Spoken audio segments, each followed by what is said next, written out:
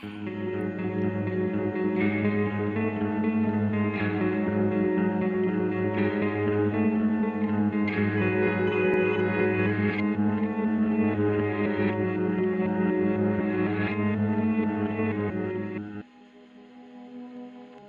guys, welcome back to Spooky Tuesday, a weekly podcast where we're breaking down all of our favorite slashers, thrillers, monster movies, and black comedies on the new scariest day of the week. I'm Cindy Thompson. I'm Monica Haidt. And I'm Chelsea Duff, and this is our final episode of Planet of the April. You did it! You made it to the end! Congratulations! I'd like to thank the Academy. What a triumph. It really feels triumphant. Do you guys feel good? Do you feel like you learned something? I learned Do you so feel much. like you learned something? I learned so much, and I think we're ending on a high note, which I'm glad about because last episode, I don't know if you can see it in the video if you go back and watch. I think you probably can watch my sunburn register as we were recording, so I was a little cranky as well. But I am back up today. I was like last week, I was like, I'm aped out a little, I think. And now I'm re-energized. So actually, I think we should keep this going for 3 more episodes. No, I'm just kidding. But Ape year, Planet of the Ape year. I'm so excited to have gotten to this episode because this is the one Planet of the Apes thing that I had actually ever seen in my entire life. Saw it when it came out in theaters in 2011, and that is Rise of the Planet of the Apes. And I'll just do the IMDb logline right now, and then we'll get into it. A substance designed to help the brain repair itself gives advanced intelligence to a chimpanzee who leads an ape uprising. Okay. That's everything that happens. I guess it's called Rise of the Planet of the Apes. Sorry if you didn't know. Now you know that there's an ape uprising. But the poster is literally okay. Well, actually, the poster on IMDb is not this, but any other poster online is literally Caesar like with his like fist in the air, like on the fucking. I almost said on the Eiffel Tower. On the what's that bridge called? Golden Gate Bridge. Golden Gate Bridge, the San Franciscan Bridge. I don't know about bridge names. I should know. We're LA girls. We're not Bay Area bitches. I'm not a Bay Area bitch. I'm just engaged to one. Okay. Actually, Davis does not count as the Bay Area, so never mind. But yeah, I remember loving this movie when it came out. I remember it really like shaking me to my core, specifically the way they ended it. I was like, holy fucking shit. And so I was really interested to see if like my taste will have changed, if it was actually good. I was just a little graduate from high school. I didn't know much back then. So naive was she. And so I wasn't sure if it would hold up, but I'm happy to report that I had a fucking bangering time. I have criticisms. I watched it twice. The first time I was like, it's the perfect film. Then I watched it one more time and I was like, okay, it's not the perfect film, but I had a great time. I don't know. So how did you guys feel? It's better than last week's. That's for sure. Well, yeah. Yeah, I mean, like I said, I was feeling completely aped out. And then I watched this one, and I have watched it before when I was, trying to figure out how and if the franchise is connected all the way through or anything like that, and like what the general vibe was. And I liked it the first time around, and I thought it was interesting, but I wasn't wowed. Having watched it so soon after watching all of the originals again, I really am appreciative of all of the various there's so many good references in there. Many. And it's such an interesting like perspective to take for the film to zoom in on part of the world that we never actually got to see in like the various timelines and all the other movies. I think that is the big triumph of this movie is that like they learned from the mistakes of 2001's Planet of the Apes. They were like 2001 Planet of the Apes tried to do OG Planet of the Apes again, but like updated with Tim Burton-ness in it. Ooh, good. And it was just like a worse version of that movie that was already fucking bangerang. now this one, they're like, okay, let's not try to recapture what's already been done, especially what just fucking stunk huge in the box office only a decade ago. I think it was a really brilliant decision of them to take a different entry point and to make that entry point so personal to the humans who are watching it, because you get to see, spoiler alert, the beginning of humanity's fall in this. And something that I thought was really interesting, and I don't know, I'm just worried I'm gonna forget to say this. I realized as I was watching this the second time, when the pandemic hit, um everybody had different like touchstones of media that they thought of that got them really scared. And I hadn't seen Contagion or Outbreak, but I had seen Rise of the Planet of the Apes. And that was my like scary touchstone for COVID, was this movie. Which I just remembered while I was watching it just moments ago. I did, the first weekend of the pandemic, watch Outbreak and Contagion though, and that was a bad decision. That was pretty bad. I Yeah. watched them back to back, really bad. I should have just Same. watched Rise of the Planet of the Apes again. Yeah, Would have been I at mean, least nicer in some ways. I never made it all the way through Dawn of the Planet of the Apes, and I never started War of the Planet of the Apes, but the beginning of Dawn has like a montage really of like the world changes that come after this movie, and Ooh. that in particular felt super, super relevant to just like 2020 as a year as a When whole, did with the Dawn come out? pandemic and all of the protests going on with the Black Lives Matter movement and like Mm-hmm. general Oh yeah, social, Dawn was civil, 2014. disable. Mm-hmm. So it was super interesting, but I never made it all the way through. This movie, watching this movie again does make me want to like finally Yeah, finish I'll the watch them with franchise you. and see everything. Yeah, I really want to watch Dawn of the Planet of the Apes after this. And I just Googled it and the cast fucks. So Yeah. And I Carrie think Russell, Gary Ooh. Oldman. A they love to bring in a little Harry Potter actor. But Yeah.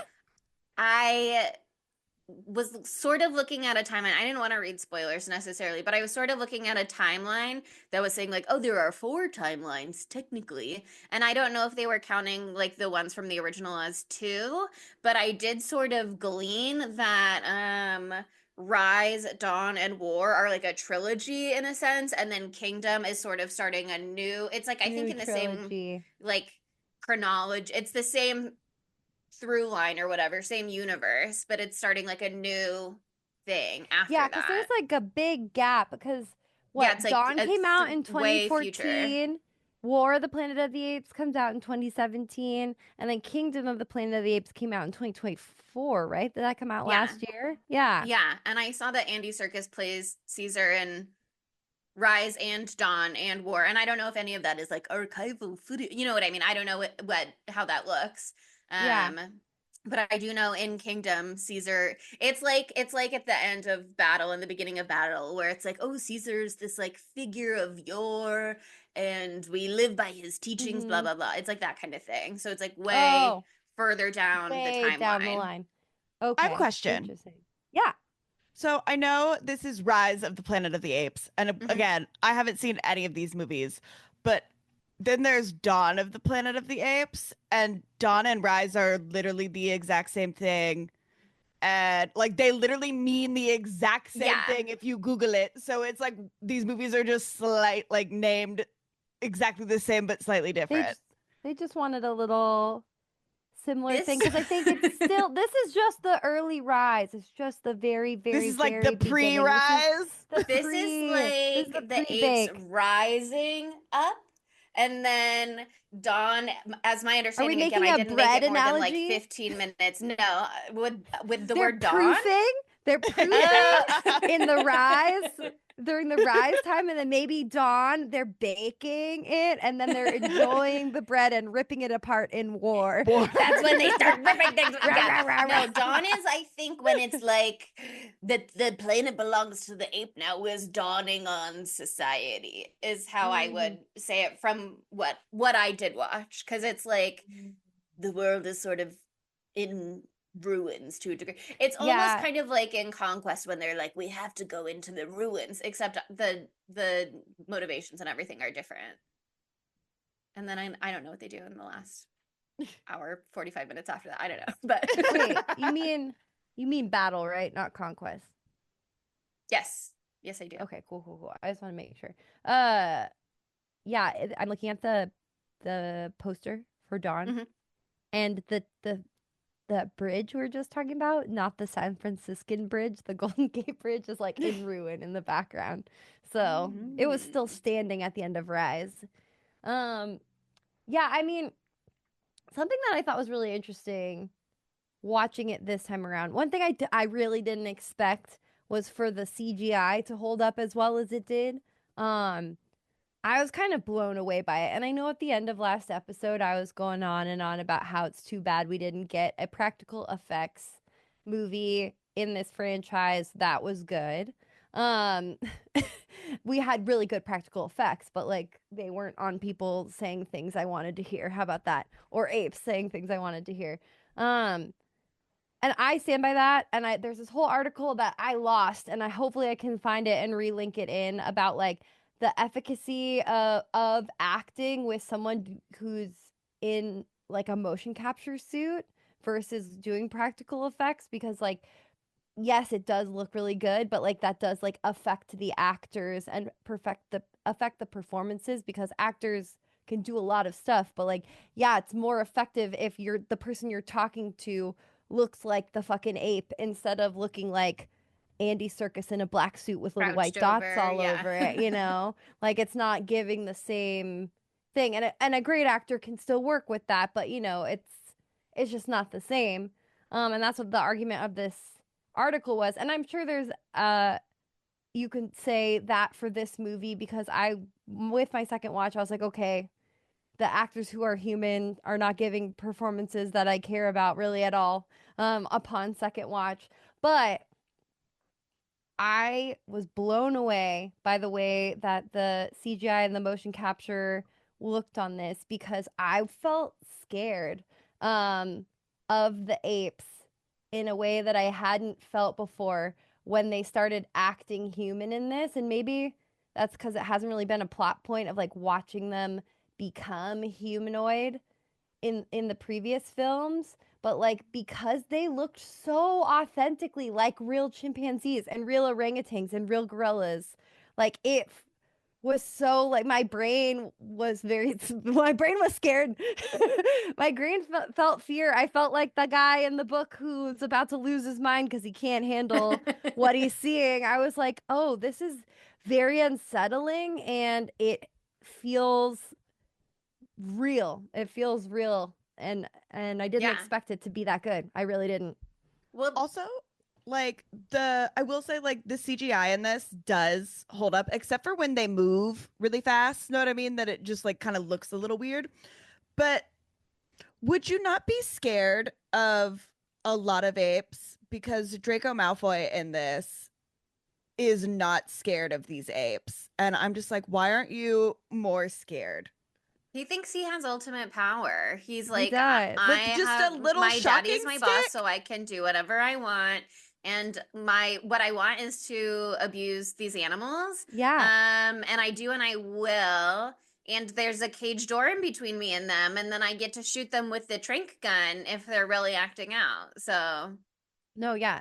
I think more people should have healthy fear of apes. He should have respect, like Frida Pinto's character says. That's part of the reason why humanity falls.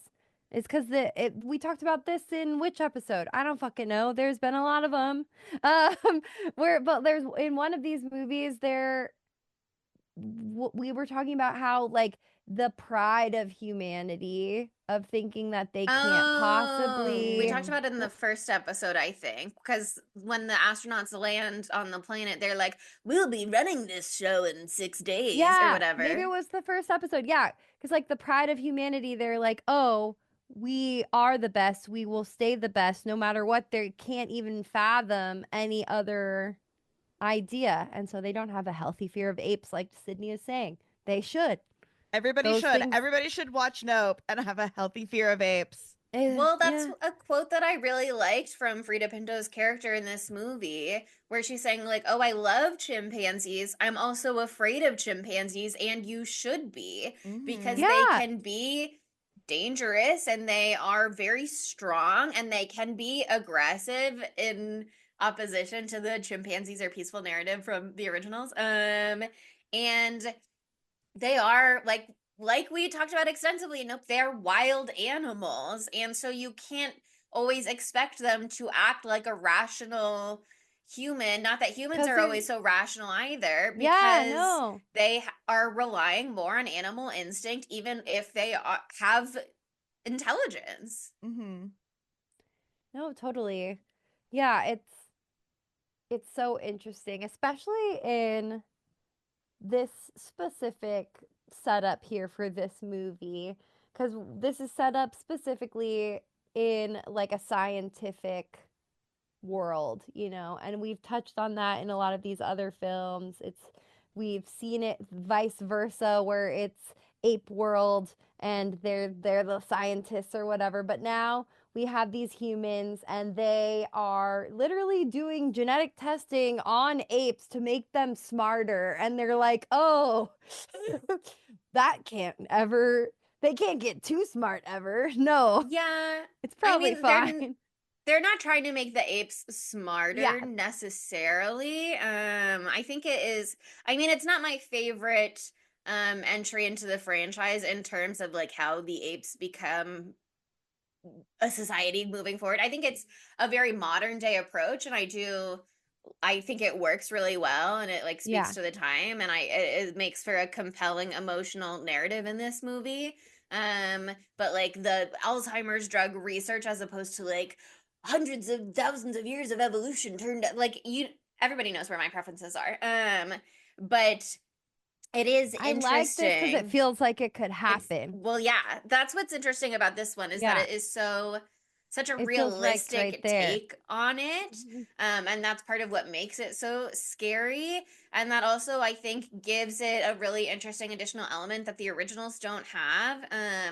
I know that we mentioned a couple of times in the originals like how different the chimpanzees look like from a normal chimpanzee. Yeah. And I think that was sort of just a feature of the era and it being what it was, only do and so the much. limitations of technology. Yeah, I don't think they were technically in universe supposed to look any different from a chimpanzee, but having it be like an They are obvious just human actor humans. in Yeah. makeup, yeah, there's just Yeah. only it naturally sets them apart from like any real ape that you bring on set, and it makes them seem almost like a different species. And then the approach in this one is so grounded in today's real world on today's real earth. And I think that is a really interesting way to tell this story, because we just have never quite, even in Conquest, which was like the 90s on earth, and we just see the normal apes be unionizing. Yeah. It is just kind of like a different thing, because that was both, you know, a future movie for them. That was like 20 years in the future at the time that they Yeah. were making that movie. And this movie it's just so in the it's so like, look around you, like this is the world we're in. And I think that is kind of interesting in terms of the politics of this movie too, because it's not so openly political in Yeah. the same It's way more as the moral. originals, but it does still have those same sort of like, I think it wants you to kind of come to conclusions on your own without having to moralize or tell you that it's wrong for these apes to be treated this way. And of course they're gonna like rise up once they have the ability to fight back. I think it's like it's doing a lot of this same thing without being as interested in speaking quite in the same way politically. Yeah, But it's they're pulling from those same ideas. They're just not necessarily being overt about it in the same way. I feel like it's doing like more of like not quite. That might be too much. I was gonna say I feel like it's doing like more of like an Oppenheimer thing than a like slavery thing. It's like doing more like, oh, should science go this far unchecked? You know, that sort of thing. It's just like I don't know, not quite as bad as Oppenheimer, because in Oppenheimer he's creating a bomb and it's still, what's that gonna do? It's gonna fucking kill people. Like, this they have it. They have a like emotionally interesting like motivation for James Franco, where he is personally motivated because his gorgeous father John Lithgow has Alzheimer's and he wants to save him no matter what, but then he throws his morality and his scientific integrity out the window to meet those ends himself. It's interesting. Sorry, Chelsea, you have the floor. Your hand is raised, madam.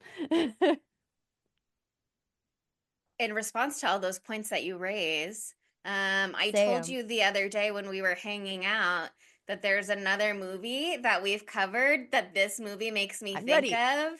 I'm ready to have the conversation. Is this our gift? No, this is not your gift. I'll give you your gift at the end of the episode. I was like, I know what you're gonna say, Chelsea. And she's like, well, Monica, don't talk to me about it right now because we're saving it for the episode. And I was like, okay, fine. So now well, I'm you did ready to have have the guesses. conversation. Would you like to Okay. share any of your guesses? Well, okay, you didn't say the setup fully yet. I thought maybe you did.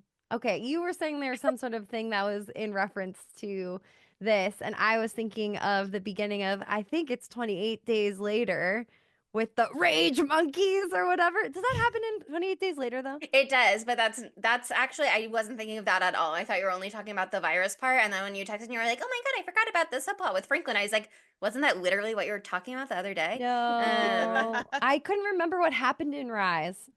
So when we talked, I hadn't seen Rise again Yeah. yet. So you know my brain. Anyway, there is a connection there to 28 Days Later, though. What were you There going to say? is. The movie that this makes me think of that we Oh, covered God. earlier this year is Splice. Oh, Because well, can of you course. imagine if halfway through the movie, three-quarters through the movie, he and Caesar start to have a romantic relationship, and Frida Pinto just like walks in on them sharing Stop. a romantic moment. No. Because it is like science for the advancement of humanity, but we're like tinkering with the natural order Yeah, of it is super things, similar to and Splice. it gets shut down. So we're taking the experiment home, and now it's personal, and Yeah. blah, this No, is family, and I'm raising this as my child, and if can you imagine after being like, I'm your father to Caesar later in the movie, he fucks him.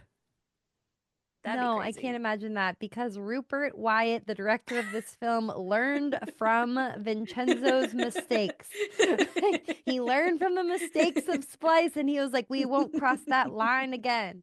We won't. They went too far in that movie, Ugh. and we're gonna be wary that we don't get close. But they did though. They did take the like crux of that story that is interesting. And then they took out the incest, weird sex, bestiality, many of those words Thank in a row God. thing. Thank God.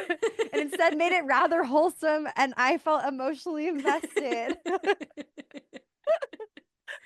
Because I don't know, I can't speak to the portrayal that John Lithgow does of a person with Alzheimer's. I can't say if that is something that is was tastefully done or not. My grandparents had Alzheimer's, but it like, you know, wasn't, no, everybody's different. But I do think that was just a really interesting way to try to like hook you emotionally right away. And I do think it was rather effective. I think is more effective the first time I watched this in the last day. Because like later on my second watch, I was like, there is no emotional or character development of any of the humans at all in this movie. Like, well, it's not about Frida them. Pinto, literally. No, I know. That's the thing. That was my big criticism. No, that's literally it though. And I think it's like kind of I don't want to give them so much credit. I don't want to tulpa this and be like, wow, they really were doing something. But like there is a read where it's like, okay, all of the humans are kind of one dimensional, like all of them. Like maybe I know the most about Tom Felton. I don't even know. Like I don't know. And that's a weird thing to say, but like it's really just surface level for all of them. Like, yes, you think you're having this big emotional investment with James Franco and John Lithgow, but that's not super fleshed out. There's not anything really fleshed out in the romance with Frida Pinto and James Franco. She's so beautiful, by the way. She's Why so isn't she in- beautiful. Why It's isn't she in every single crazy. movie? Yeah, She I was should like, be in where has she every- been? She should be in every back, queen. movie. I'm going to her IMDb now to look at things I can see her in again. But yeah, like there's not a lot going on there, but then there's so much development, at least it felt like to me, with the ape community and like their relationships. And there's like, even with not a lot of like verbal stuff happening, because only a few, well, not verbal, but like signing, only Maurice and Caesar can communicate for a large part of the movie, but like there's so much there. So I guess Yeah. that was it. The whole point of the movie is the humanization of these apes as they rise, you know. So As they're rising, maybe yes, they yes. were, yeah, as they rise, As they rise. as they're proofing. So maybe that was intentional. I don't know. Or maybe it's bad writing. Well, let's also not forget that this movie takes place over a span of what, like 8 years or something like that, and nobody ages. Everybody's hair stays the same. Not a single. Caesar ages and grows clothes as he Yeah, climbs but also up like those trees. no fashion trends change at Yeah. all in those 8 years. Yeah. Like, it was a very stagnant time between 2003 and 2011. What are you talking about? I wonder if actually they start in 2011 and go into the future, because they have that first manned mission to Mars point at one of the movie. And so it was like, oh, they're looking ahead to future space travel. Okay, can we talk about that? Sure. That's a thing. This is the part where I hope that you would know more about it than me, but I did Google it and I can read what I found on Google. Okay. That was like one of the fucking Planet of the Apes reference things. Cause like that is like a subplot beat throughout this entire movie. And there's like radio like stuff that you hear and TV stuff that you hear, and they're talking about this like first manned spaceship going to Mars and all this stuff, but like it never becomes plot relevant. And I'm like, oh, maybe it'll become plot relevant in Dawn of the Planet of the Apes. But apparently the name of, and there's also, oh sorry, the other thing when they show it is the newspaper gets slapped down and it says like Icarus or whatever. So apparently I think the it says like footage- Lost in Space is one of Lost the headlines in Space, too. question mark? Yes. So what that is, apparently that's Icarus is the name of it's a direct reference to the 68 film where Taylor and his crew travel to what they believe is a nuclear planet. So apparently like the spaceship that they're on is supposed to be Taylor's spaceship. Like, or sorry, the Oh. spaceship that they're talking about in this is supposed to be Taylor's spaceship, and Taylor's supposed to be on it. Like, it might say something about it, like piloted by George Taylor. I don't know. That's what I was Googling to try to figure it out. And I don't have a ton of sources on it. I'm honestly just reading the AI overview, but I was like, what is the space stuff? does he in show Rise of the up Planet of the Apes? in Dawn? Well, I think that this None is of us have seen it all the way through. if this is a thing though, if this is a thing though, I fucking love it because hear me out. We just talked about 2001 Planet of the Apes, so I can spoil everything. It's fine. Nobody wants remember to I see that told you movie in the- anyways. Remember I told you in the book, Ulysses, who is our Taylor, Ulysses goes to another planet for sure, has his experience, his Planet of the Apes experience, and then Zira and Cornelius help him and Nova and his child leave that planet, and they don't go through a fucking time loop in the space continuum shit. They're not trying to do that. You fucking Pierre Boulez was like, I'm not trying to do that. Love him for that. Love him for keeping it simple. He's not getting into the highways explanation No, again. and the changing of the lanes, and you could crash if you go in the other lane. Oh, crazy. Anyway, no, we're not going there. We're not doing that. He gets on a spaceship. It's very simple. He gets on a spaceship and he travels 2,000 years through space-time, okay? And he comes back to Earth, and the same thing has happened on Earth. Apes have risen there, too. So what it feels like for me is that they're setting up how that happens. So Taylor is out there on Icarus having his experience. Meanwhile, the rise of the Planet of the Apes is happening on Earth too. So there could come a time when Taylor comes back and finds or Taylor/Ulysses and finds the Earth that he knew is how it is at the end of the Planet of the Apes book, that like evolution has happened there too, and so the whole universe is apes. So Okay, I think that is actually very compelling. That is cool, but how wild is it to find a different planet run by apes and then come back and now your planet is run by apes? Yeah. Like, I'd be like, It's oh such my a- god. That's the big fucking like that's the Statue of Liberty moment at the end of the book. Yeah. Like that's the like, oh my god, the twist, they've been apes everywhere all along. It's Well, always if been I the was in apes. charge and Tell me. I was involved in this franchise, and maybe this is what they're doing, I don't know, but maybe they already did something and I just haven't watched Dawn or War. But if I was in charge, that would be in one of the sequels to Kingdom of the Planet of the Apes when we're far in the future and apes are fully in charge of the planet. And I'll speak freely about the trailer for that movie, which was that they like find a human that Kingdom? can talk, blah blah blah, and humans don't talk. You know what I mean? So at that point, they are at the version of the world as presented in the first Planet of the Apes movie. So if George Taylor on his spaceship is gonna return at one point, with time having passed via light years and time and space and blah blah blah blah blah being different, that would be the entry point to do that, I think. Yeah. I think it's really interesting. I just love that nod because I loved that ending of the book. I fucking went crazy for that ending. Yeah, And the only we've thing gotten things that are close to it, but like the 2001 one made Abraham Lincoln. And so Which they made does it slay. make not That it is did slay, but it very made it fun. make no fucking That is sense. stupid. Yeah. Yeah, it's done. They went too close to the sun. Also, I like your space shirt, by the way. I'm That's my noticing that you're travel wearing it. shirt. Oh, There she is. there she is. Yeah, I thought about doing space buns because if you'll remember when we did Alien Month, I did space buns every time. And I thought about doing that sometimes for this episode. And then I hadn't done it yet. And I was like, should I do it today? And then I was like, well, this is the one that's the least about space in many ways. It's got So this I one don't- space part, but that's it. know. We just talked about it. But That's the just whole one- space part. One fun thing on IMDb trivia about that moment is that when they show the footage of the Icarus flight on TV, they're showing film from the 1968 flight of Apollo 8. So they're showing like archival footage from American space travel.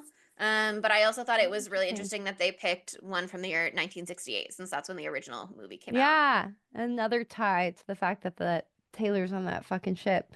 So interesting. I love that. I love that. I like that read. It was one of those things where I was just like, I know there's something here. They keep talking about this fucking spaceship, and then I Why keep would they forgetting bother? Yeah. because it is not relevant again ever in the whole film. But it's okay. But the Lost in Space, watch now the that you're sequel. saying this does feel like it's a huge missed opportunity if they're not doing something with it in yeah, the post-Kingdom universe. happens in Dawn or War. I definitely want to watch those.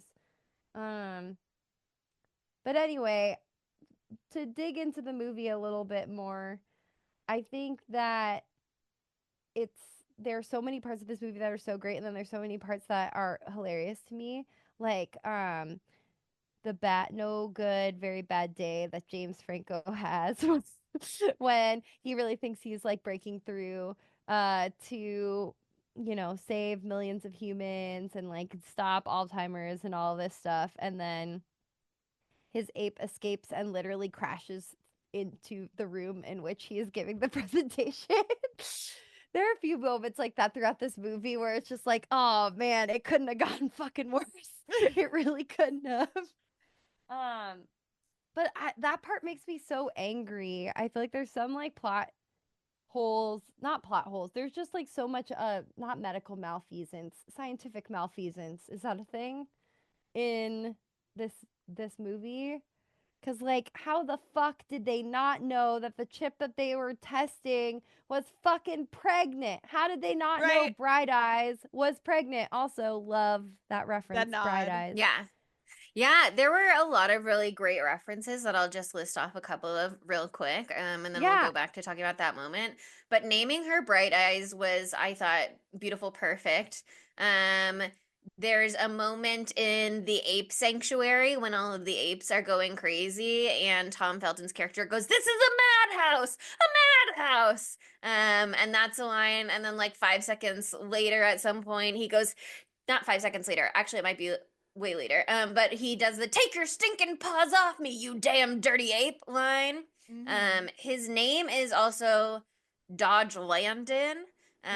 Which is the two astronauts. Yeah, and I kind of have my own feelings From about the fact that he's named after Dodge because he sucks and Dodge seemed fine until he got killed right away.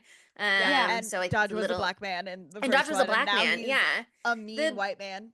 They don't do a good job of any like racial politics in this one too, because the only black character in the movie with any significance at all is the guy who is in charge of exploiting the apes, basically. And then being like, "Shoot them all down." So, that's not great. But he is named after Arthur P. Jacobs, who was the producer of the original movies. And the orangutan Maurice is named after the actor Maurice Evans, who played Dr. Jaius in the movies. Yeah, I love that one. Yeah, there's a bunch of stuff like that. What the no? Like obviously that is very similar to Lisa's no. And also Taylor. So there's stuff like that that's really fun. There's just like a lot of little things like that throughout that there's a lot of nods in that sense that I think are fantastic. No, totally. They did a really good job of paying homage and also doing something very new but grounded in the story. It's grounded in the history, but it's new. Oh, one more. I didn't notice it, but I read it on IMDb trivia. You know how they have like Ape TV for the apes in the sanctuary? One of the movies that they play is a Charlton Heston movie because they wanted to include him in some way. I knew that would have significance, whatever the movie was, but I wasn't sure what movie it was. I didn't recognize the quote or anything. So, yeah, it was The Agony and the Ecstasy. Okay, cool. Ooh la la. I know, what a name. But yeah, I think that they do. I don't know. I think the way the plot is written is really interesting, and I loved the hose. Yeah, the hosing down of the apes in their cells. Oh, yeah. I thought you just said the host, and I was like, we are not bringing the host into this. I'm bringing the host back. Yeah. Speaking of Alien Month. Well, I just think that they did a really good job of making you emotionally invested in Caesar and like to care for him and to understand him, and then and the way he progresses, they don't like villainize him. I think this is like another reference to the theatrical ending of Conquest, where they make him the leader, but he doesn't seem to be like a dictator or overly cruel to the humans or anything like that. He tries not to kill when he can, and unless there's specific situations where they deserve it, but we'll get into that. Well, but he seems Tom Felton's character wouldn't have died if he wasn't trying to electrocute them. He would have just That's gotten not what I was hosed talking down about. otherwise. That was an accident. Yeah. That But one like was a with total Buck accident. and stuff, he like Buck the gorilla, who was also named after one of the actors who did a bunch of gorillas in the original franchise. He does, yeah, that's all he's saying is he stops people a lot. He does his best. Yeah, he stops people. The only person that he like is like, no, fucking kill him, is the guy who, what's the name of the guy The who Genesis director, Jacobs. Oh, Jacobs, yeah. That's and the even only then one he's where like, he's like, it's not he my won't kill do to it. make. Yeah, Yeah. exactly. But I think that the emotional development there is really good because like, of course, Bright Eyes is killed because she goes wild trying to protect her child. I do really like what's his name's not where is he on here? Tyler Labine's character, Franklin. Mm-hmm. Even though I think that he might be bad at his job.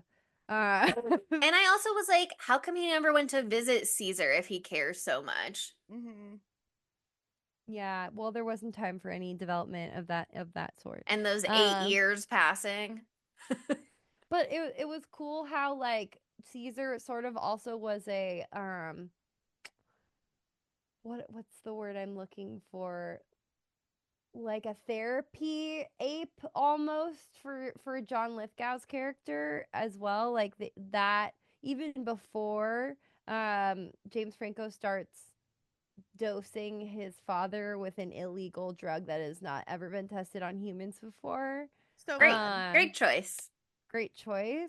That brings up a whole lot of interesting moral questions. He's like, "Oh, I'd rather just kill him than have him be the way that he is." That is not a nice thing to be having here. So I don't think like that's not what he's saying, but there's an extrapolation of that. It's like he's really he's really being reckless. I would argue that they were ready to move into human trials scientifically, and the only reason they didn't was because they thought that the drug made Bright Eyes aggressive, and then they found out actually that's not why Bright Eyes was aggressive. So arguably, they were ready to start testing, and that doesn't mean it was safe in humans necessarily, but it does mean that they were at the trial where they determined that it was safe enough to give it to humans.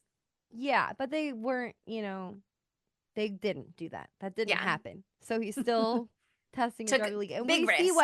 And we see what happens later on in the movie with the drug that is, if not the same drug, very, very similar. That is literally lethal to humans. Yeah. That the difference between Al's 112 and Al's 113 is he said the viral strain is a lot stronger. So the problem with the original is that John Lithgow's character started building antibodies to it. I get that over 8 years. I don't know. They really kind of gloss over that timeline. But it's over significant amount of years that he's like doing much better. Yeah, Caesar has grown into like a full-grown chimpanzee, a fully matured chimpanzee. But eventually he develops antibodies, and so he's like, if we make the virus stronger, then the human immune system won't be able to build the antibodies to it, and it will continue to work for longer over time, blah, blah, blah. And then he just doesn't account for the fact that the virus itself could be dangerous. A super virus, yeah. That makes you bleed out of all your orifices. It's a bad way to go. So fun and so cute. I love that. You get so smart that your brain starts bleeding. I mean, honestly, I think that's probably what it is. Probably creating a brain bleed because it's coming out of your nose. That's near sinuses. And when they find Franklin's body, there's like a fresh trickle. Yeah. Yeah, so it probably makes your brain fucking liquefy. Sick. Cool. That's the original intent. Also, did y'all ever watch the actor who played Franklin was in this show called Deadbeat, and he could like see ghosts and stuff like that. He would like take mushrooms all the time. It was like really fun. Oh, that's what it is. I was like, I know that we have covered a movie from him on our podcast, and it was Tucker and Dale versus Evil. What a cutie pie. Dale. He's such a cutie. And he's in Monsters University, in case That's so important. But yeah, I think, I don't know. There's a lot to talk about in this one, and there's also not. I just mostly am like, I think it's a brilliant way to bring this story to the 21st century and make you feel like it could happen to you. And it's very unsettling. It's so unsettling. I mean, God, Andy Serkis is so good at acting in motion capture. Like that's what I wasn't gonna say last time. He was fucking Gollum, man. Mr. Like Gollum himself. He's Gollum himself, you know. He is like the master class of this. Like Doug Jones is the master of heavy prosthetics. He's the master of the little dot suit, not soup. The soup, dot soup. You know the dot soup. He's drinking like that to be so good in this role. In case you didn't know. Well, like you said, he is. You know, he's actually listed as this supporting actor. And when they did some of the award circuits, which is crazy because, like you said, James Franco really only has so much character development in this movie, which is less character development and more just like things happen to him and he responds to them. Yeah, but does he ever meaningfully learn something? Maybe at the very end. I think that he does, but by that point, it's way too late. When will the Academy recognize men in CGI apes? Yeah, there needs to be a category just for men. You cowards. But no, Caesar's journey is really like the emotional storyline of the film, and the way that it gives you a reason to root for him and understand why a rise of the Planet of the Apes would and perhaps should happen is so interesting, especially this scene when they're in the redwoods and he's on the leash. It's like after the Frida Pinto kissing scene, and they run into that dog and he's like, am I a pet? Like, what am I to you? Like, clearly I'm not like other chimps, but also clearly you're asking me to get in the trunk of this car. I'm not a human being either. What am I to you? Like, that is such an emotionally resonant scene, I think. And apparently Andy Serkis like improvised being like, no, I'm getting in the back seat. Like, oh, if I'm your son, treat me like your son. Walking him around on a leash, you know, certainly is not giving any credence to the idea that I see you as any kind of equal, or as any kind of like I mean, not that people don't walk their children around on backpack leashes at like Disneyland and stuff. So, you know, there's a little space in there for that maybe. But clearly he's being treated like an animal and like a pet. He doesn't yank him on the leash, but he is like, come on, he's like giving a little tug. I think that is one of the most important scenes in the film to understand like what it is, where Caesar is realizing I'm never going to be treated like an equal. I'm never going to be allowed even from to James live Franco, who's my own life. Most likely to be the person to treat him as an equal because he understands just how smart he is and just how human-like he is. He's still not treating him even close to the way that a human will be treated. He's realizing like I'm never going to have any agency in what my life is. And then soon enough, it can get so much worse. But God, I love this scene. I think it is like so. The Alzheimer's storyline with John Lithgow, I do find it didn't like hit me as hard the first time I watched it. Maybe I wasn't paying as much. I mean, for sure I wasn't paying as much attention, but this time it did. I found it very emotionally effective.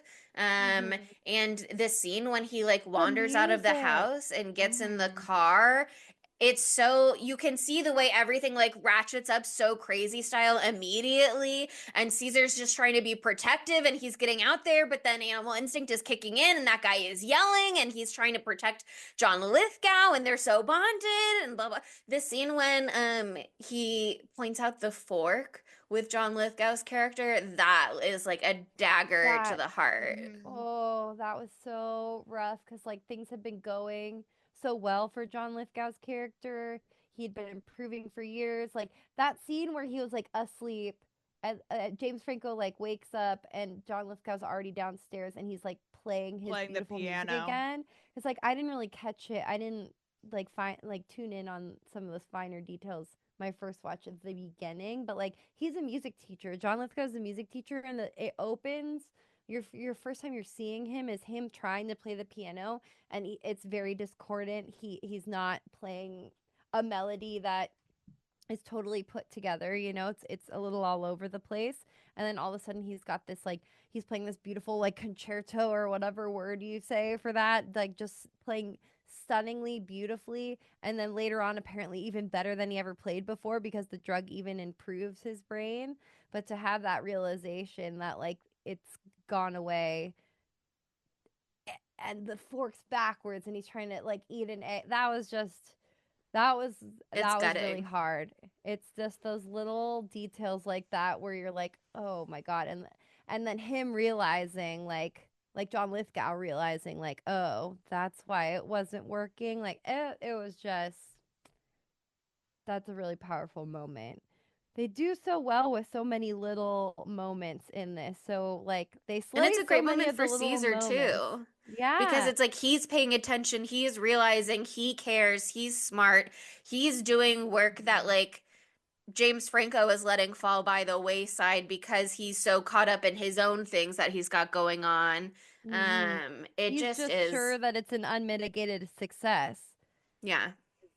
but it's not. It's only a temporary fix. Oh, it's so sad. It's so sad. It's interesting, really interesting. It's also so weird to see John Lithgow in this role right now when I just watched The Rule of Jenny Penn, which is a horror movie that came out in March, I think. Um, and it stars John Lithgow in an old folks home, and it's dealing with like not necessarily John Lithgow's character having Alzheimer's or anything like that, but it's like a bunch of people in an old folks home. Some of them do have that. So a lot of those themes are coming up. Except John Lithgow's the bad guy. Sorry, that's very clear. He's great at being a villain. Have you seen him in Yeah. Dexter? Oh my He's god, terrifying as the Trinity crush Killer. as Dumbledore. Boo! Just bizarre to fucking see him in a like slightly similar theme role. Like right away, I was like, whoa. And I was like, damn, he has been old for a long time. For at least a decade. He's looked like that a long time playing old people roles. Same as he did in 2011 in Jenny Penn. So that's insane. Good for him. And in Conclave. Oh my god, he was great in Conclave. Blessed in Conclave. Fucking loved Conclave. Oh my god, he's had a crazy year. Jeffrey Rush was also in Rule of Jenny Penn. He's scaly. Yeah, it was that. I don't know if I recommend that movie, but if you watch it, DM me because I have no one to talk to about it. But anyway, back to this one. Yeah, it's so interesting too, like just to talk about Caesar a little bit more. I mean, we've just been talking about how he has that moment where he beats the ever-loving shit out of the neighbor. And I want to say that the neighbor is an asshole, but oh my god, worst luck in the universe. Right. We'll get to the rest of it later, but worst luck in the universe. One of my notes is the neighbor gets it so bad in this movie. It's just over and over. Daily. Like it's just not good. The finger is so sad for his little thingy. Does he bite it all the way off or does he That's just what like I thought, but then IMDb said no, he doesn't bite it all the way off because the director thought that would make you less sympathetic to Caesar, so he just bites it. He just bites it, yeah. Because then I thought he bit it off, and I was like, why isn't he spitting it out? I was like, Caesar, Yeah, he's like, spit is it still out. in his mouth Is it at the still in end his when he's mouth? got the 'Cause his blood on mouth- his lips? I wanted mouth, him to like, bite it looked all the way maybe off. like I there thought was it was all something the in way there. off. Yeah. Yeah, I thought it was in his mouth, and I was like, he better not chew right now, or I'm gonna be upset. He just goes, gulp. Ruh-roh. What if he just spit it out on him? But yeah, I mean, again, that's a really interesting way to move the plot along, too. Like, I don't know, I just think all the like plot devices in this are really well done. Like that he's then put in this facility where, like, luckily he wasn't fucking put down. Oh my god, that'd be horrible. If they The do. movie just ends, and then it goes, just kidding, the fall of the Planet of the Apes. The Planet of the Apes that never was. JK. For one hot second, I forgot we were talking about Caesar and thought we were still talking about John Lithgow. And I was Can like, you imagine oh they my just know. put him down? They just put I was John like, Lithgow down. oh my God. That's terrible. I promised my dad I'd never put him in a home, which is why I just am gonna kill him Put him instead. down. Brutal. But I thought watching the dynamics between Caesar and the rest of the apes was so interesting, and how he like slowly established dominance. And it goes back even to when he was still a little baby. When he like got injured the first time he fucked with the neighbor. And that's when we meet Frida Pinto. When they go bring him in the baby carriage by all the apes, and they all Yeah. clock him and they all sense him. Now That go reminded me crazy. of Conquest as well, because doesn't not Cornelius, sorry, Caesar as well. Doesn't that Caesar have that sort of way with the apes? Not that like He calms the they orangutans down in that they can just stage sense when they something arrive. is different with him, and they're attuned to it. And I thought that that was another fun thing to bring into this, that he just like he has this special sauce. He's got this special ape sauce. He's got that riz. I Also, can tell he's that different, especially when big he brain shows up in riz. clothes at the sanctuary. That's like they're all like, what a little the one ape Koba rips it off. That's like when Charleston Yeah. Heston gets his little loincloth ripped away. Yeah. That's super interesting. Do y'all remember when Why Cookie Rocket was a huge meme? In No like idea No. what you're saying even at all. I was like, I thought you were saying a name at first, and then I was really trying to understand what was happening. Why God. Cookie Rocket? Yeah, Well, I never that's a realized quote. that this is where it came from. But it was like all over Tumblr, all over Twitter, all over and like they do say that everything. in this. Why And Cookie Rocket? That me? Maurice says it. yeah. The orangutan Maurice Oh my signs it God. to There's a Tumblr Caesar. called Fuck Caesar. Yeah, Why Cookie Rocket? But why does he say that? What does he say? Because When he gives Caesar goes around uh, distributing the cookies. Uh-huh. Sorry, Sydney, you Oh, can say. what does Oh. that mean? like he gives a cookie to one of the other chips who has like been bullying him, all this kind of stuff. And so he goes, Uh-huh. why Cookie Rocket? Like, why did you give Rocket a cookie?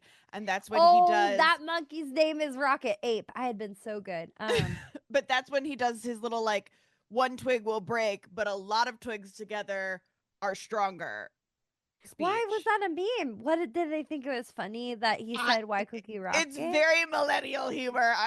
That's peak millennial humor. I'm unfortunate. I loved everything about Maurice. I loved the way that he looked with his, what do they call, flanges? Flanges. I loved him. I loved the nod to Armando with him being a circus ape. Yeah. Knowing signs because of that. I thought that that was really, really fun. And it was an important thing to have too, because like I think it would have been a little bit alienating for the viewer to like have no like communication that's in words in whatever form it may be at all for all of the ape scenes. So I thought that that was really smart as well. But I just loved watching Caesar figure out what to do, and like figure out how these apes work and how they're different than him, and then how the power dynamics work, and how he can, make them actually respect him instead of Rocket. And he healed the chimpanzee gorilla relations in this film. Thank you. Yes, I thought that exact same thing. I was like, wow, goodbye, Finally, Zira, and your racist gorilla bullshit. Caesar's now I the gotta only go in one. Oh, go ahead.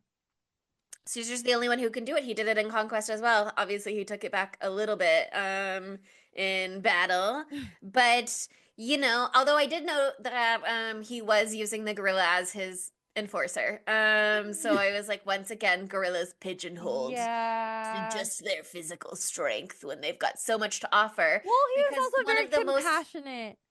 Yes, but one of the most famous apes that knows how to sign in real life was Coco the gorilla in the 80s.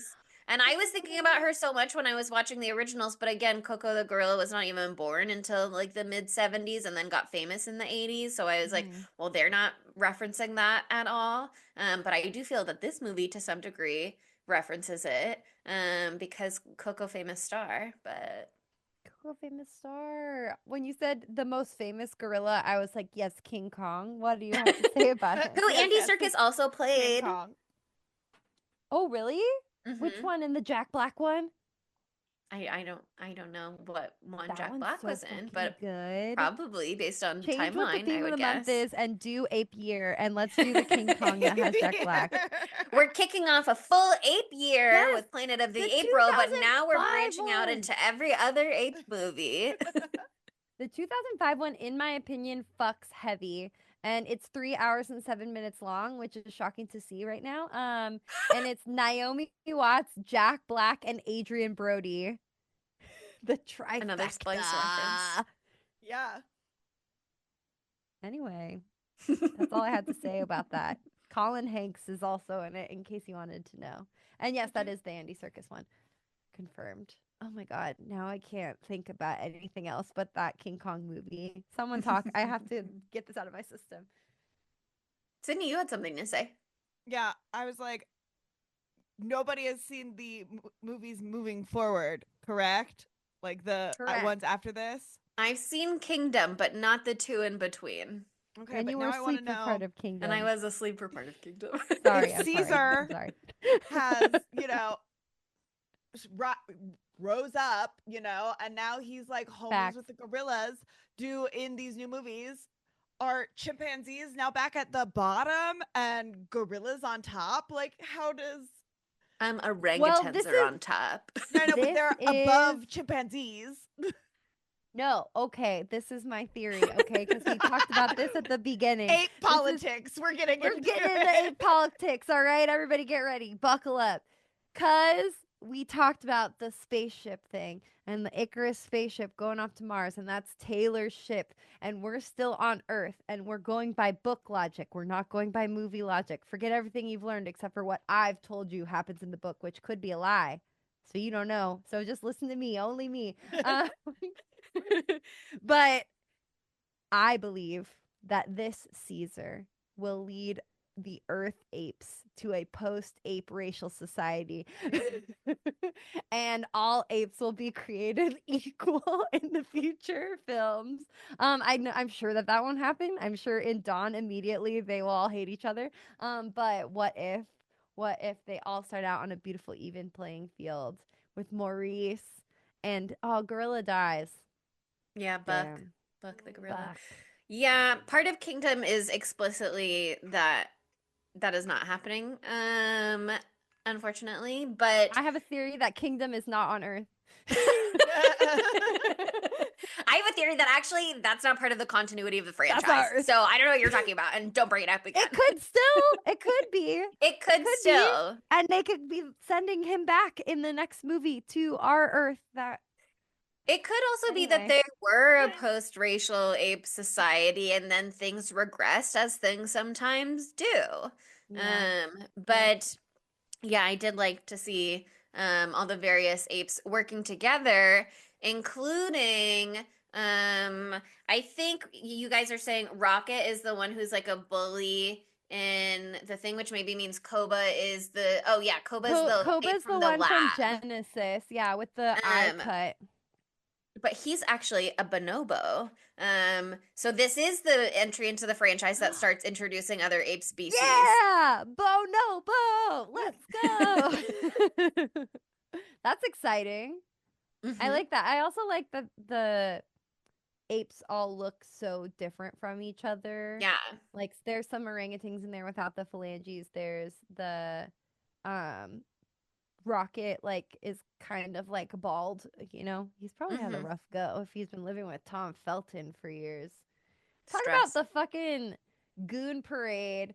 Brian Cox, who looks hot as a scumbag, gotta say. Sorry, it was a weird feeling to have, but I was like, I love those glasses on him. I You're almost like, dressed up as him. this is a look.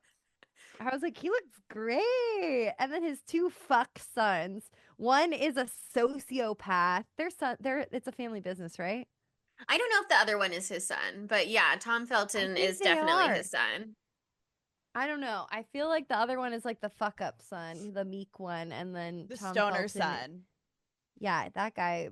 I was like, he's on something. And then Tom Felton is just like an evil fucker who thrives on power. What a little bitch. Who like brings random people down there to show off to girls.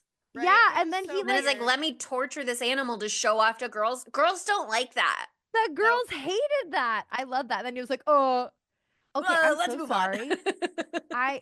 I feel bad for Tom Felton because I want him to have a beautiful career and a beautiful life and to have the opportunity to not only be Draco Malfoy, to be many other things.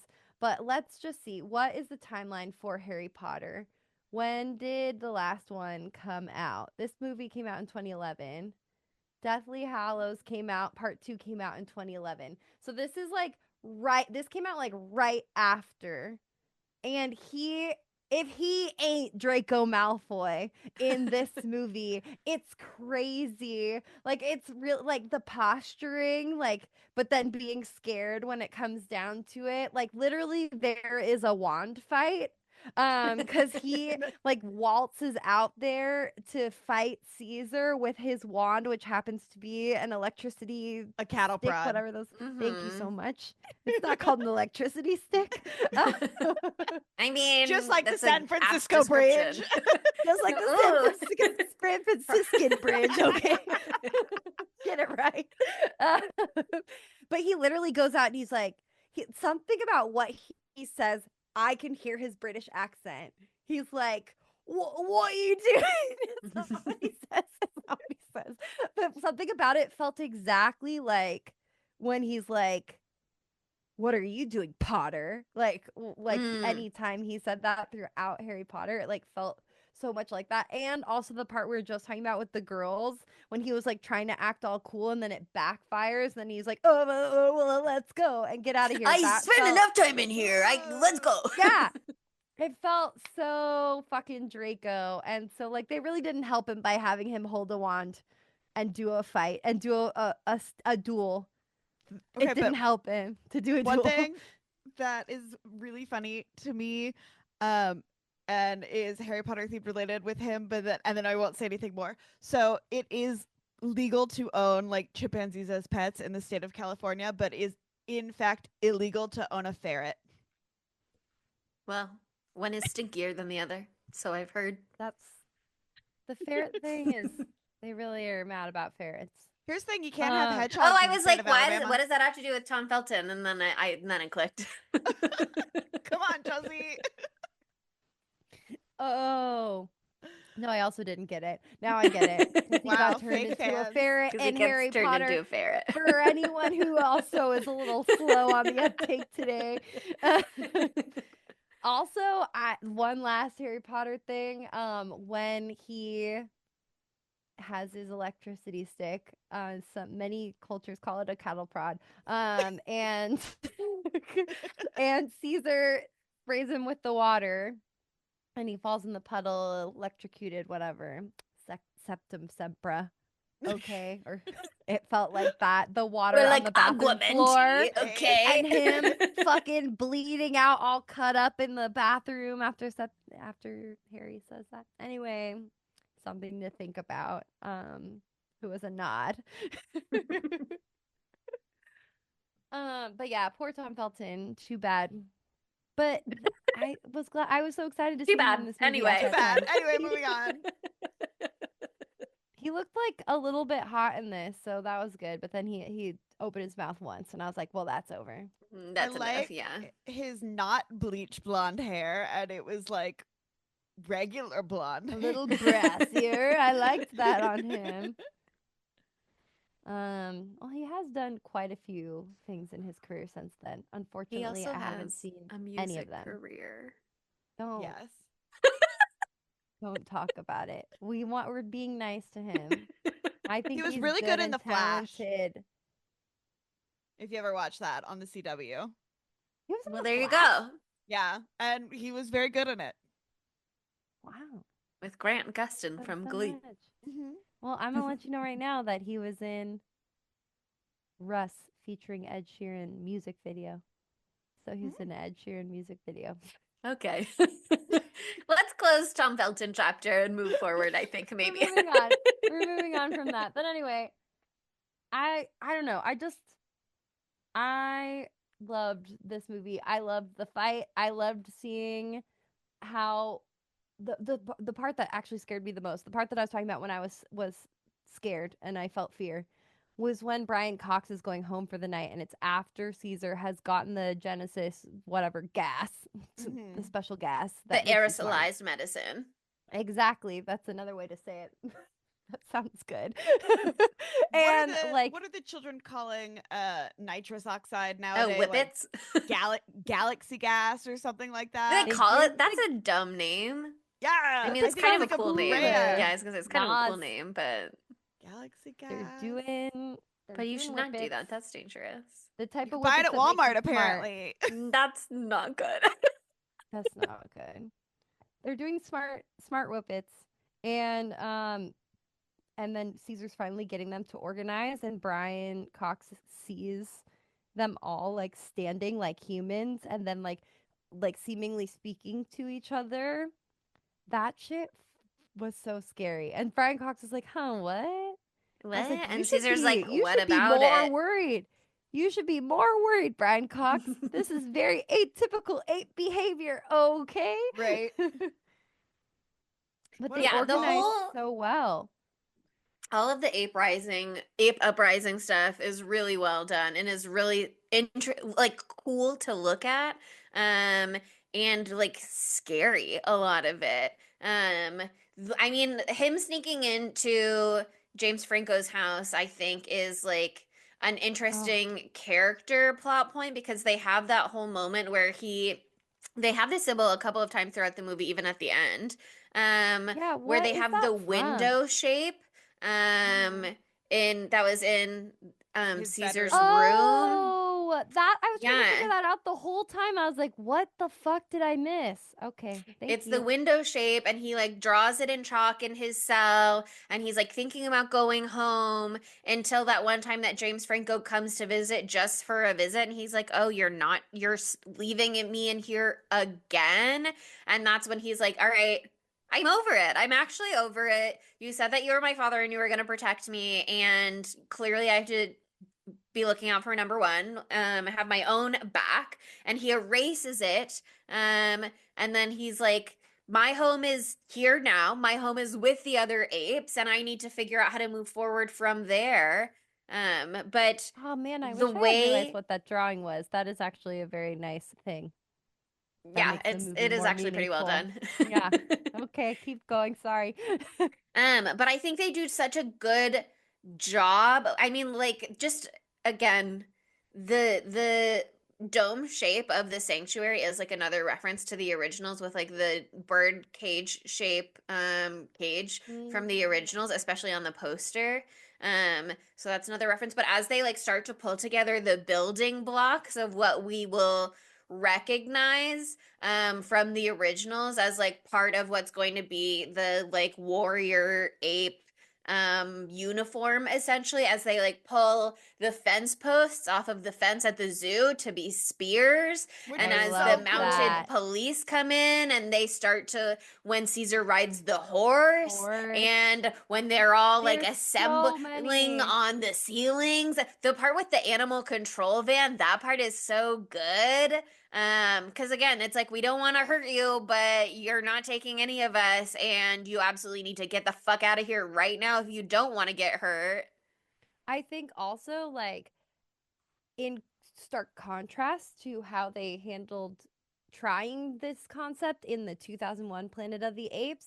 Like obviously these are apes. These are apes the way that we know them, and every other iteration of this movie that we've covered on this podcast, it has been like more humanoid type creatures. But like in Planet of the Apes 2001, they tried to make them act more ape-like in their movements by having them be able to jump 40 feet into the air or whatever. And it's ridiculous because that's not what happens in reality either. But I thought them swinging through the trees and swinging on different things. I So thought that was spooky. super effective. That one scene where they're going down that suburban street and all the trees, Yeah, leaves with the are woman dropping. jogging and the That was newspaper boys. so good, so fucking good. I love that. I loved watching them outsmart the police. They're like, "Oh, we got another opportunity for the police to be fucking dumbasses."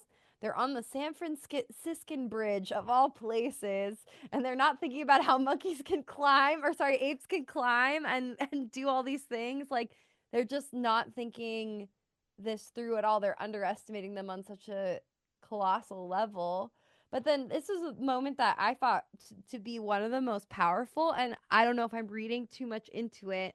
And I do not have access to this quote, and I don't know if you have your notes handy, Chelsea, because I know you had it written down. But I remember in Conquest, the end of Conquest, in Caesar's speech, where he still seems like he's definitely gonna murk all the humans. He's like, your society will crumble and burn, and in that smoke, my people will like work together and rise and make the future where we will be in charge or something like that. It's much better said than Where this. there is fire, there is smoke. And in that smoke, from this day forward, my people will crouch and conspire, and plot and plan for the inevitable day of man's downfall. The day when he finally and self destructively turns his weapons against his own kind.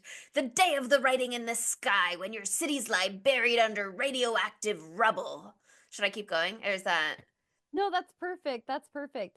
I feel like I don't know how intentional this was, but they used the fog as cover for their attack or their evasion of the cops on the Golden Gate Bridge, and that really felt like a literal interpretation of that speech from Conquest for me. I was like geeking out. I was like, "Oh my god, they're using like the fog, the smoke, the cover to like lead to their rise, you know?" And I thought that was amazing. So I also loved that Carl the Fog, which is the name of the San Franciscan frog, excuse me, fog in case you didn't know. Is the fog in San Francisco is named Carl.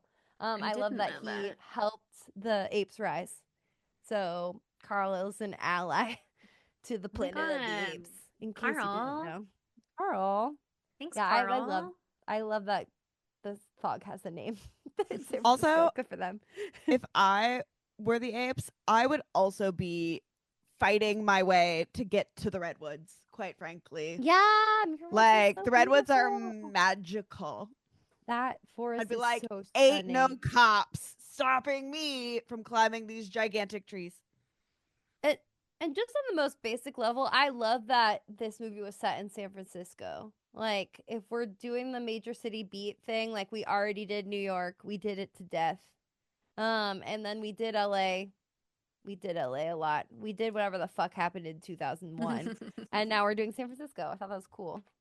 It's also just like a And smart we did location. no, they did DC. Sorry, they did DC Oh yeah, in They did do 2001. DC. It's such a smart location just in terms of like it is very much a center of like scientific development, Tech. but also Yeah. like the redwoods are so nearby kind of just over the bridge and you've I don't know, it's a very cinematic location to choose because like that final Totally. shot of him in the trees looking over the bridge, God, it's gorgeous. So um gorgeous. and like him climbing the trees and that seasonal change montage showing time passing as Caesar grows older and grows close onto his body, like some of those shots are so beautiful. um but just having the redwoods nearby, it is such a good opportunity both for like the character development throughout time of like, oh, Caesar is a living creature and he deserves to go outside sometimes, if you've ever thought about that, James Franco.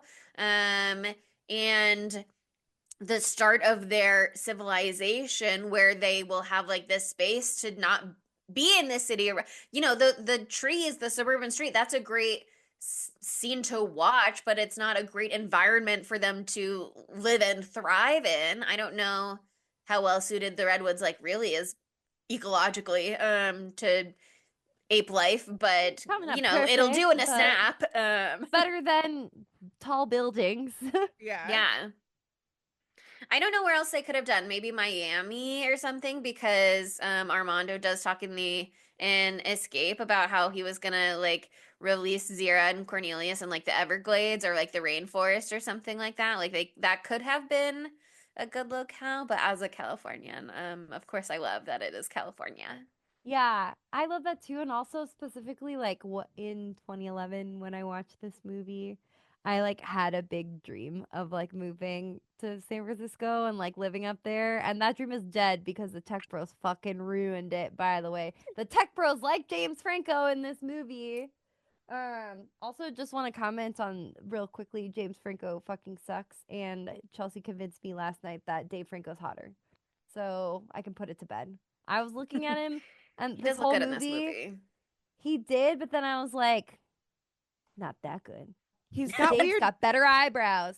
he's got weird dead eyes throughout this entire movie. I don't know how to Yeah. explain it, but like there's nothing I going on just behind the eyes. Gonna say the fact that it took him like 8 years to come clean to Frida Pinto, that Caesar, his chimp that he has been hanging out with her and making her essentially mommy to for years now, that he never told her that that Caesar was like a genetically enhanced ape, essentially. Right. Um, Never came yeah, clear to her that this was the child of an ape that they had been scientifically testing on. That was gross to me. bad guy. Bad guy vibes. Bad guy vibes. He's not thinking beyond the moment. The fact that I mean, obviously, you know, it's tough in his position because, like, you don't really want to break the law to free Caesar unless you're prepared to be on the run from the law with Caesar for the rest of your life. You're hoping to go through legal channels so that you don't have to worry about it He again was in in the a future. Not, bind.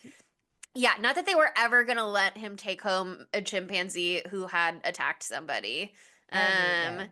But it was not a good position, but the way that he really only committed to it after his dad died and he was like, well, I can't lose both. Again, it is sad and you can Well, he imagine, was trying to but get him back for John Lithgow, you know. He was trying, but I yeah. don't think he was. Also, you know, like he might have been like saving that money for John Lithgow's care, and then that was no Or longer an he aspect of inherited it. something or But now I'm tulpaing it, so I'm really adding stuff that's not there. I don't think it always has to be a tulpa to just fill in the Yeah, rich yeah, yeah. lives of characters who we It's only just get glimpses smart of movie related to the can extrapolate. storyline. Yeah. I think though, for me, are we ready to talk about like the end now? Yeah, I am. Mm-hmm. I think the end of this movie is like what seals the deal for me so much. I mean, I've already spoken about it a little bit because I brought up the COVID thing. from earlier, but we glossed over this, but already we knew that the next door neighbor has had a series of unfortunate events, being the neighbor to James Franco, and that makes sense in a lot of ways. He's got such a great face for that character. I know. But one of those bad, not so good times is when Franklin spits blood into his mouth, essentially. And the blood is infected with a lethal virus. Yeah, so that was super bad. And you think it's just, bad news bears for that guy. Series of unfortunate events. But it's actually really bad news for the entirety of humanity, turns out. And before we talk about this completely, I just want to raise a complaint. HBO Max, you need to fucking fix your fucking algorithm because it prompts you to go watch The Meg 2. The Meg 2? Not even The Meg. The Meg 2 before the after credit scene plays. So it makes the screen small and goes into the corner. It's not even an after credits. It's a like mid credits. It's a there's like not even 30 seconds until they get to it. 30 seconds into the credits, and it already is like, watch the Meg 2. No, go away. I will not. Go watch something else. Yeah. And if you miss that, I feel like you're missing so much of this movie because I just think that they do so much setup for that. And you can't understand how the rise of the Planet of the Apes is really going to happen because there's 40 to 50 feral apes. What could happen? They can't take over the world. Yeah, it's a big time jump between the end of Rise and the beginning of Dawn. Like, they make it really clear that shit has gone down globally in the beginning of Dawn. And I guess I've never questioned it when I did start Dawn that one time. But watching this scene in Rise, it is doing a lot of heavy lifting. It is, yeah, because like you see the neighbor, you find out he's a pilot. That's what his job is. He had said earlier in the film, like, I was supposed to drive his fancy Mustang that John Lithgow fucked up. That to he the left airport. running with the keys on. Yeah, hello, which is that kind of one is on him. wild. Door open. Be responsible for your own stuff. I think he was cleaning it. Because you can hear him in the background say, "Hey, honey, where's the wax?" I think he was waxing it. Why is this car on? I don't know, man. I don't know how that show works. Oh, that's just the most convenient place to store the keys, and then I just bumped them, and with his luck. Yeah, he should have known with his luck. But anyway, he is a pilot of a plane, and he goes to work in his little pilot suit, and he's coughing up blood, or it's coming out of his nose. A little And drippy. then I just love the visual of this. Like, they zoom in on the ticker tape or whatever it's called, showing all the different flights, and then it starts the map with the one. And I remember this blowing my fucking mind when I saw this in the theaters in 2011. I just was like, what?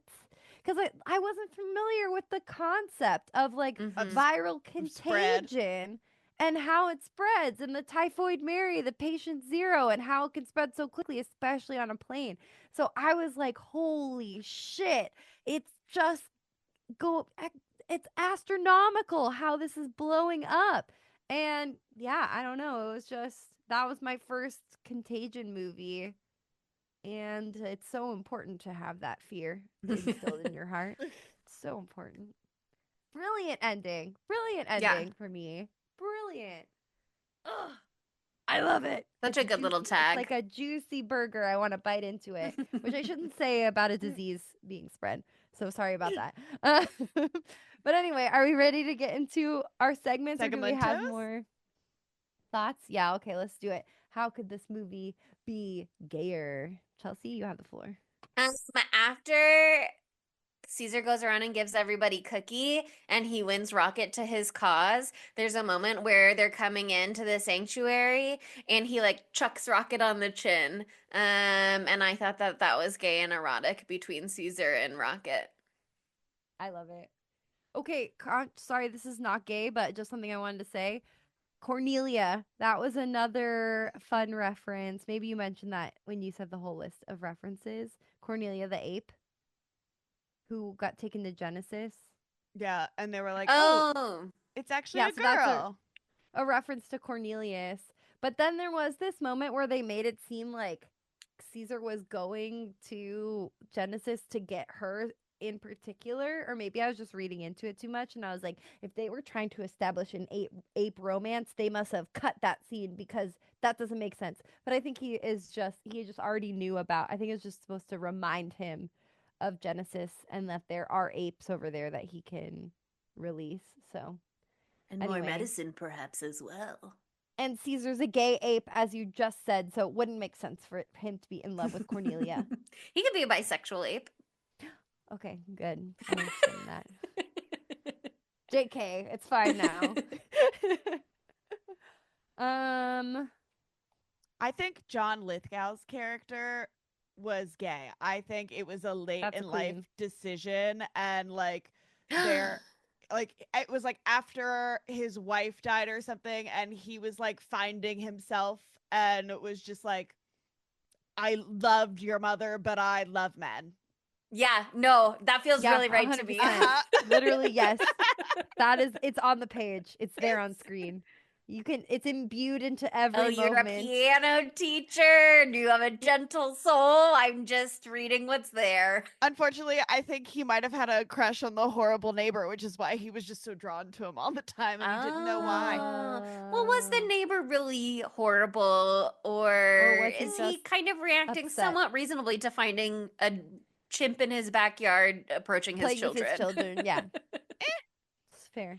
That's fair. I probably wouldn't try to hit a chimp with a baseball bat, but I also would probably want to have something between me and the chimp just in case, especially between the chimp and my children. I think that's fair. So he's coming in a little hot, but he also doesn't know that his neighbor has a pet chimp because it's a secret, stolen, underground chimp. So, but also the chimp does look longingly out the window, so they just never pay attention to the attic. Yeah. Who looks at attic windows? I look at attic windows all the time. That's because you love Black Christmas, but Black Christmas is also the movie that taught us that nobody's looking up at the attic window. Not me. Except for Sydney and I. Except for Sydney and you. Always looking up at that window.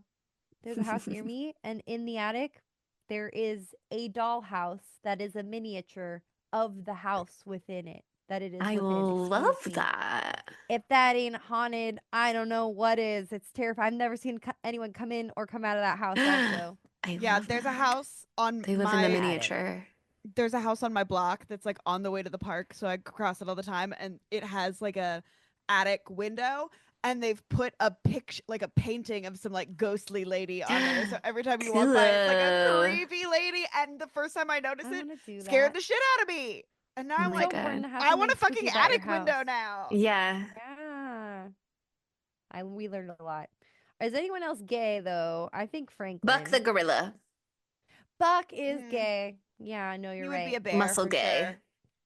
Yeah. He's a bear. He's a gorilla. Listen, we don't know that he's from New Jersey. You can be both. Oh, another evidence for Rocket gay, when he's like lounging on the rocks at one point and being attended to and groomed by a whole team of little apes. That felt very gay to me as well. Oh, yeah. His harem. Like I'm trying to find a way for Frida Pinto to be gay. And she's bisexual. We just she already is, but then we just recast James Franco to be a woman, and saves a lot of grief, to be honest. Speaking of recasting, so much is because of fucking Spider-Man. That's why I wanted to say that earlier. I just thought he was so cute in Spider-Man. Yeah. They considered Tobey Maguire for this movie. Didn't work out, obviously, but I would have maybe believed him more as a scientist. Peter Parker. Mm-hmm. Scientists can be hot, Sydney. Since when? I say as I'm dating a physicist. A hot scientist. I don't think so. Where? Okay, any more gay thoughts? So many more gay thoughts. Okay, Matthew Lillard solved the problem, put him in as Dave Franco, or sorry, James Franco, not Dave. I think Dave's he gonna would come be in. so good actually in James Franco's role. He would would. deliver a really amazing, interesting performance there. I agree. 100%. I agree.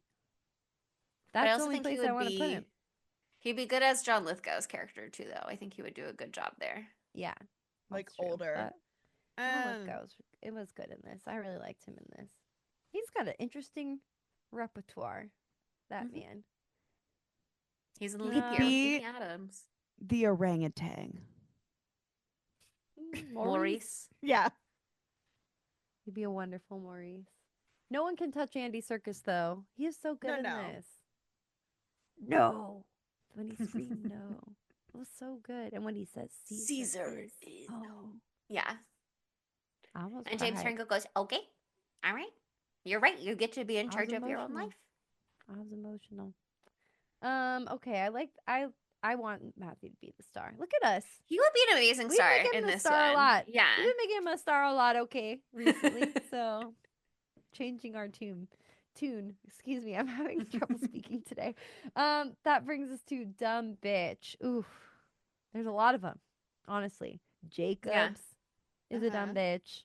Fucking Tom Felton is a dumb bitch. Mm-hmm. Brian Cox is also a dumb bitch, but Tom Felton is worse. So Yeah. James Franco, dumb small bitch. James Franco, dumb Yeah. bitch. Franklin, small not dumb bitch. as egregious as the other ones, but still really dumb. I mean, he's doing secret human trials on his father. So, like, Yeah. Well, with that one, he though, technically like Chelsea started all said, of this. He did technically. he did technically start it, but he was the one pumping the brakes when it was the new version that was actually lethal to humans. Mm-hmm. So he learned his lesson there, I feel. But then it doesn't matter when your boss doesn't care about the law or anything at all. I feel like Tom Felton's the worst though because he's abusing everyone physically with a cattle prod. Look, I remembered. One scene we didn't talk about that I hesitate to get into the dumb bitchness of this necessarily, just because it feels out of my element. But the opening scene when they're hunting down the apes in the forest and kidnapping them is like so effective and well done, and is also an homage to the originals with the like hunting human scenes. Yeah. But to put it in the ape perspective, I did feel like moved by it, because obviously we've talked about that in the original movies, but we never got a scene like that. And it's something that is just really easy to not ever think about, like where do apes for animal testing come from? And to like physically show you, I thought they did a great job, and so maybe I'm really the good intro. dumb bitch for never considering how animal testing finds its animals. But that scene was a little haunting for all of us as viewers at home. Damn, this movie, man. Okay, well, lots of nominees, no definitive. Humanity as a whole, you got some splaining to do. But that brings us to our knives out of 5s. And from what I gleaned, people feel good. And I want people to feel good. Well, how did they feel? They felt good. Yeah, I'd say so. This movie on IMDb has a 7.6 out of 10. And then on Rotten Tomatoes, even better, it has 82% fresh from critics and 77% fresh from audiences. And it did make the awards circuit again, including getting a nomination at the 2012 Oscars, where it was nominated for Best Achievement in Visual Effects, which I would say makes up like the bulk of the awards. But I also thought it was worth mentioning that at the 2012 Critics' Choice Awards, yes, it won Best Visual Effects there, but it was also nominated for Best Action Movie, and Andy Serkis was nominated for Best Supporting Actor, which I thought was very deserved. So I totally agree. Oh, I've been thinking, honestly, I never think about my score in advance. Literally never have I once thought about my score in advance for this podcast in 5 years. But I've been thinking about it today and I don't know what to do. Because, like, why did I give Planet of the Apes a 3.9? Because then, like, am I gonna say this one's better than the original one? That feels fucking wrong. That feels like very wrong.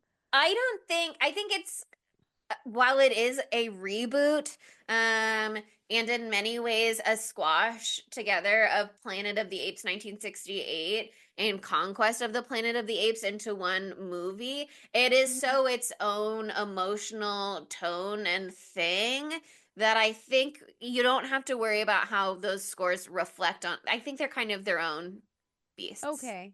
Because, I mean, I'm just gonna keep going because I'm thinking about it now, and you've released me of all guilt.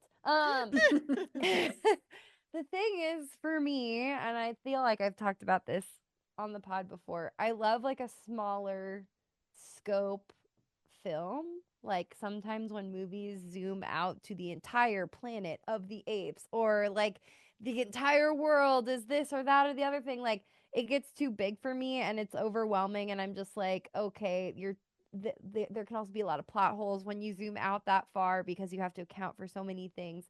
I love a small story. I love a haunted house. I love the Babadook, one woman and her son grappling with grief, like, you know, like that kind of a thing. And so I feel like they took this franchise that has been so huge and they zoomed in on one family here for so much of the time. And yes, of course, it turns into what it turns into at the end, and it literally scopes out to the entire world, but I don't have to see that except for in a beautiful montage that is in the credits. And I just thought it was really interesting and effective to, like, on an emotional level, this one.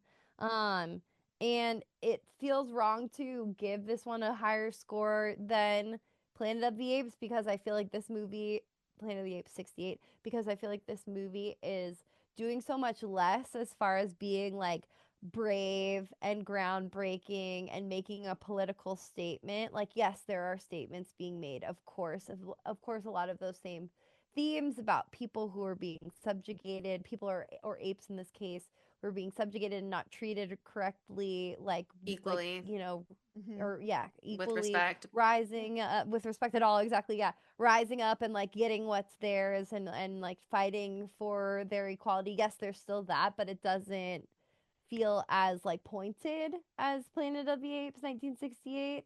And there's also much to be said about animal cruelty, animal testing, morality, scientific like discovery without law, like how it could go so wrong. Um, but it doesn't feel like as dire as 68 felt. But I don't know. I think it's just such an effective movie to make you see how one way that the human race could fall, even outside of this whole scope of Planet of the Apes, this entire franchise. Like, I was trying to think also, I was like, would you enjoy this movie? Would someone enjoy this movie not knowing anything about Planet of the Apes before? And then I was like, well, I already know the answer to that question, because that's exactly what my experience was in 2011. I watched this movie and I had never seen a single fucking thing about any of it, and I still really, really liked it because it does stand on its own because it's doing something so different. So I don't know. I think this is a really, really great movie. The one downfall I will say is that there's not a lot of development of the human characters. But earlier in this episode, you heard me decide that that was intentional, and that it was just to focus more on the apes, which is the real focus of everything. So I'm not gonna give this a perfect score, but I'm gonna give it a higher score than Planet of the Apes. I think I'm gonna give it a 4.5 because that's how I feel and I love it. I fucking love this movie. I'd watch it again and again. I think I like this one about the same as I like Planet of the Apes. It felt really long to me. I texted y'all that. I was like 30 minutes in and I was like, why does it feel like I've been watching this movie for an hour and a half? It's better than the 2001 movie, and it's better than some of the like If you said something other than that, I'd have to fly to Alabama. Anyway, keep going. it does make me want to watch the other two to finish out the Yeah, trilogy to like see what same. happens. Not now. I'm aped out. I'm not now. doing it right now. But like I'm not sure if it's like I don't know if I care that much about apes. Like after watching all of these movies, Sure. Wow. like Kind of a bold thing to say, but what can I say? She's Not gonna get reamed in the comments for not that. I'm kidding. for me. But I'm definitely gonna give this a 3.5. okay. Wait, you said 3.5, right? Yes. Okay. Okay, I think for me, I think it is a really well done re-entry into the franchise. I think it's a great place to start for people who would never engage with any of the originals. I think it is a really refreshing concept for how to revisit that idea and do it in a new way, but also do it in a way that does have so much potential to continue to explore it. I think it is a little clumsy on it is like somehow almost less diverse than the originals. They have their one black character be a villain, which is just, black people can be anything and gay people can be anything, and like that's great. But just given the racial politics of the original ones, it just feels a little bit like a step backwards. I feel that. And I love how political the originals are, so I think it that a little bit feels like it is missing here.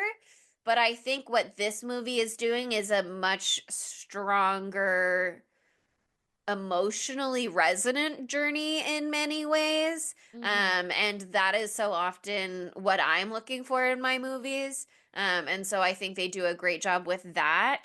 And I think it's just it's a really interesting take on the franchise, and it is fun, and it is compelling. And like I said, while we were also tuckered out, it did make me go like, okay, maybe I will watch a few more. That says a lot, honestly. It does say a lot. That says a lot. So I'm gonna go ahead and I'm gonna give this movie like a 4.2, I think. Nice.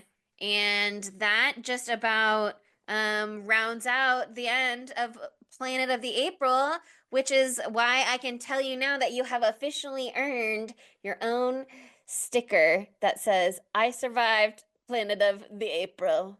Oh my god! You're gonna get one of these. Wow. They're kind of smaller than I thought they would be. That's love so them. Cute. You cute. could put it on your water bottle maybe, or your laptop or something. But I I'm have gonna finally put stickers on this. 100 of them. So Oh my god, Chelsea, it's you're the minimum incredible. order.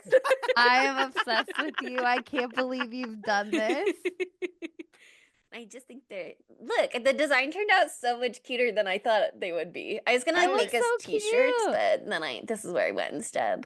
I love I them. love that. I'm gonna put them everywhere, all over my body. Oh, I'm gonna wear them That's as my gift to pasties. you. That's what you've Sorry. earned for making it through this month.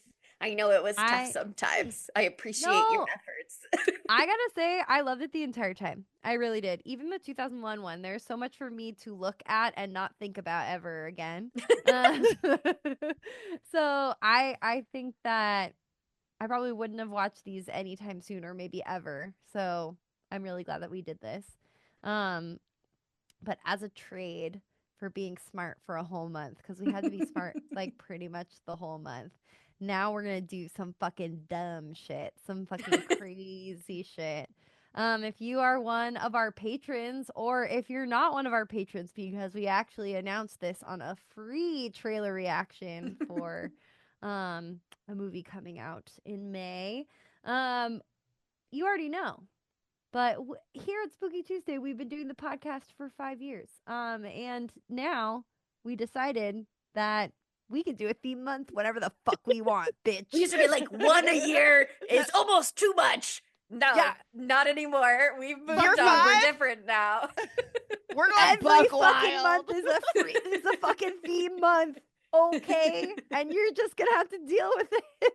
But this one was my idea because I have a deep personal love for Nicolas Cage, and I was trying to make a Nicolas Cage theme month happen, but I couldn't think of a good name because that's not my gift. It's Chelsea's.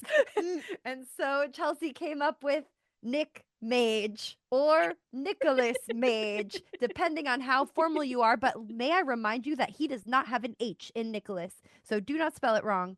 That always is a irk for me because I love Nicolas Cage. I love him so much. I think that he can be the worst actor in the world and a really fucking good one. And no matter what, it's interesting. It's provocative. It gets the people going. So we're going to get you going all month long here with 4 weeks of Nicolas Cage movies. And what we have decided to do, we think, Maybe. but it's subject to change, is to maybe start real bad. And then maybe chronologically, maybe not chronologically. We haven't decided that part yet. But we're going to start with the shit and we're going to prove to you. We're going to be like, this is what you know. And then this is where we'll go. He's actually very good in some roles. Specifically in one in particular is the only one that I'm thinking of. But that's later. That's maybe the finale of Nick Mage. National Treasure. It's National Treasure. Okay, it's National honestly, Treasure. Come on. If there was a 15th You know what that moment in our opening National when Treasure. we say horrors, thrillers, adventure movies, and Any monster Nicolas movies? Cage movie that we want to watch. Any Nicolas Cage movie that we want to cover. And I wish, because I love him so much. But anyway, we're starting with the shit. This is a movie that has been memed a million times. You might have heard words such as the bees, the bees. Well, you'll be seeing them now because we are doing the 2006 Stinker Bad Movie Award winner. I don't know if that's true, but I'm sure it was. Spooky Take Tuesday. The Wicker Man. We're doing The Wicker Man. We're doing Nicolas Cage's The Wicker Man. So you're prepared, Spooky Tuesday listeners, because we did the OG Wicker Man from the 70s just last year. You all listened to that episode, right? Yeah, I like to do reboots. I think it's so interesting when we get the chance to do a new version of a movie we've already done, which was part of what was so fun about Planet of the April. So. Yeah, totally. It was fun to do that compare and contrast. So we'll do that a little bit more because I've never been conscious for this entire movie. So I don't know how bad it gets, but I'm gonna find out with you all on Nick Mage or Nicholas Mage, depending on how fancy you want to be yet again. So anyway, I hope you enjoy that. We're getting deep into some horror shit this month and it's going to be very fun. And at the very least, I'm just going to say it, we're going to do Mandy. And I fucking love that movie and it's really good. And anyone who disagrees will fight when we get to it. But right now we're doing Wicker Man. But anyway, why not in a 5-star review say something super nice like, oh my God, you made me love apes, then hate them again, then love them again, all in 1 month's time. Thank you so much, 5 stars. Or you could say, wow, I've never thought that hard about a primate before. Thank you so much, 5-star review. These are just some ideas. If you listen to all 5 episodes and you write a review and you DM us on Instagram, I'll mail you a sticker. Hey. You hear that? That's only for the written 5-star review on Apple Podcasts, though. Not for the 5-star rating on Spotify. Sorry. I mean, please do that as well.